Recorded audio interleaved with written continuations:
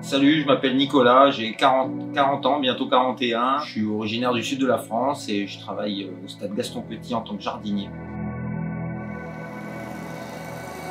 Mon parcours assez atypique, j'ai fait déjà 8 ans dans l'armée avant de me reconvertir dans les jardins haut de gamme dans le sud de la France sur la Côte d'Azur. Et après quelques voyages jusqu'à l'autre bout du monde en Nouvelle-Calédonie, me voilà de retour en France et j'ai trouvé ce poste au sein du club de Châteauroux pour entretenir la pelouse.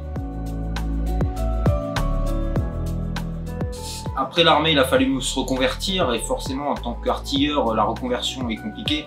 Et j'ai trouvé cette voie-là, ça m'a beaucoup plu et étant passionné par le foot, j'ai eu l'opportunité de trouver ce travail et je me suis jeté à bras ouverts dedans quoi, et j'adore ça. Pour le futur, voilà, je me vois exclusivement dans le football, c'est ma passion, j'adore ça et je resterai que dans les stades de foot.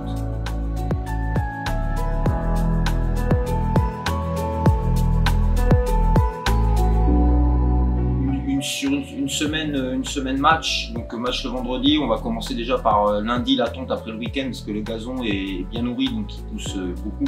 On commence par une tonte, une fertilisation pour le rendre bien vert, pour bien passer à la télé et l'entretien après des abords du terrain, préparation, traçage, vérification des buts, tout ce qui va pour que le terrain soit au top. Donc le jour du match, c'est une journée type aussi, on va commencer par la tonte, forcément tondre à 25 mm pour que le gazon soit au top et après traçage, on trace tout, il y en a environ pour 3 heures et mise en place après des équipements, poteaux de corner, buts, vérification de tout. Une journée de match, c'est environ 30 km à pied.